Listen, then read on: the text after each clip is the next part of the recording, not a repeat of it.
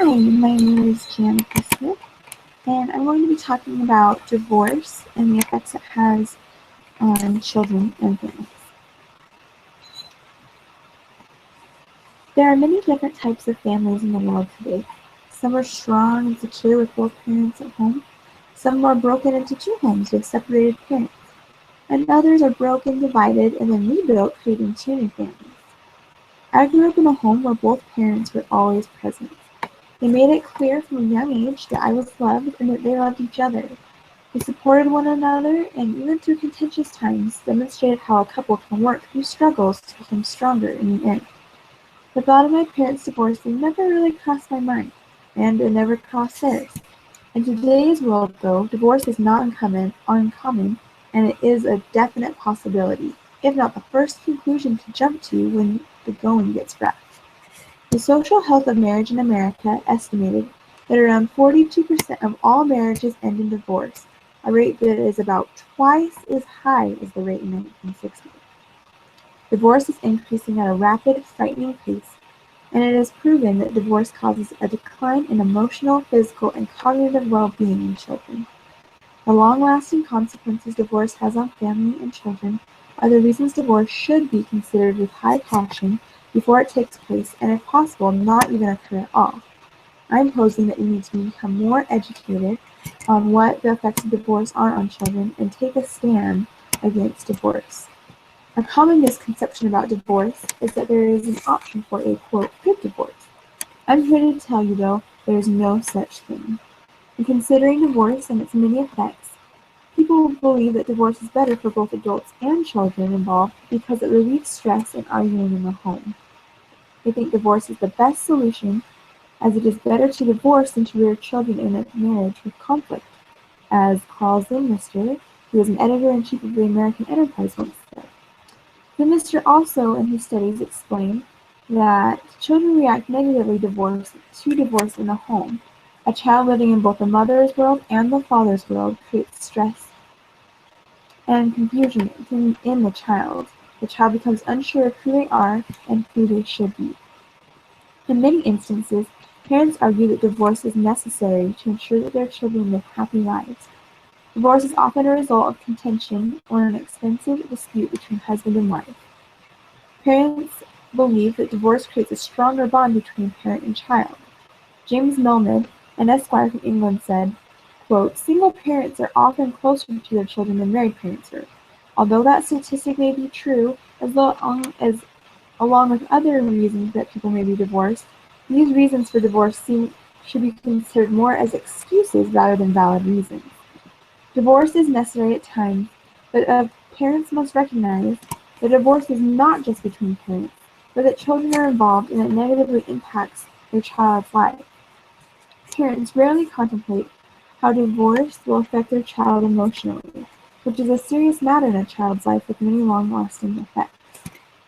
Children often feel their parents divorced because of something they did. They put the responsibility of both separating together on their own shoulders. This is an extremely large amount of pressure for a child to embrace. Children become lost, distressed, aggressive, uncooperative, and deeply saddened. There is a large emphasis on education in our nation right now.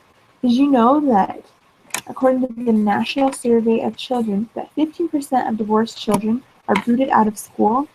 Now, that's not to say that they are literally kicked out of school, but children of divorced parents perform more poorly in reading, spelling, and math.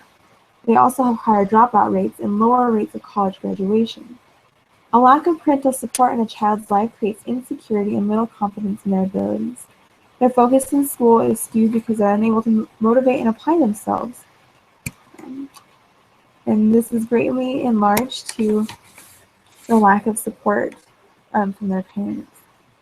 I saw contention in my household as throughout my life growing up between my parents or my siblings and I.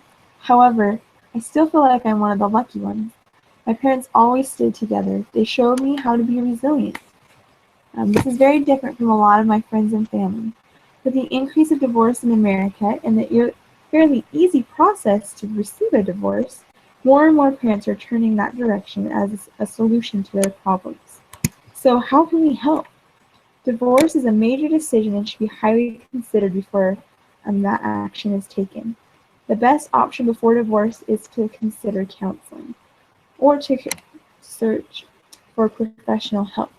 Did you know that every state provides a course for parents to take online? It lasts 4 to 16 hours depending on what the parents want to take, and it shares with them how to communicate with children, how to communicate with one another as a couple, and how to share the parenting role. Sadly, this program is usually only court-ordered, which is far past the time that a child may need help and the family is clearly already falling apart. I think that we should take a stand and make this class offered to parents at any time. Because divorce is the most common way to address conflict, we're depriving children of how to be resilient, and this course can help parents learn that, and also can help children learn it too as they work together through the course program.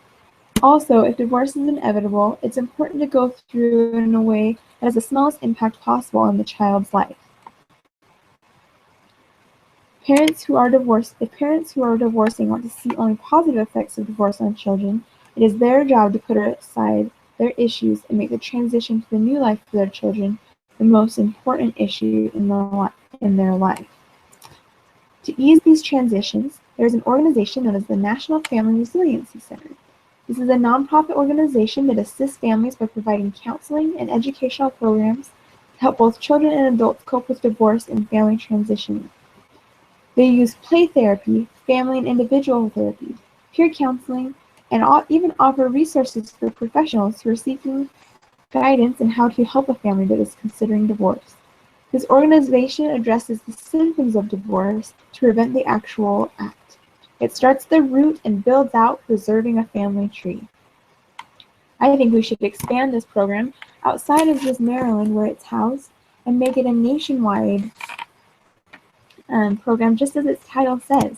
We should be encouraging parents who are considering divorce to seek for help and refuge through this nonprofit organization. It truly will help. Divorce influences family and children in so many ways. While many instances may seem like divorce is necessary, evidence has proved that in most cases it is better to work problems out as a family, eliminating conflicts and creating a stronger bond between everyone.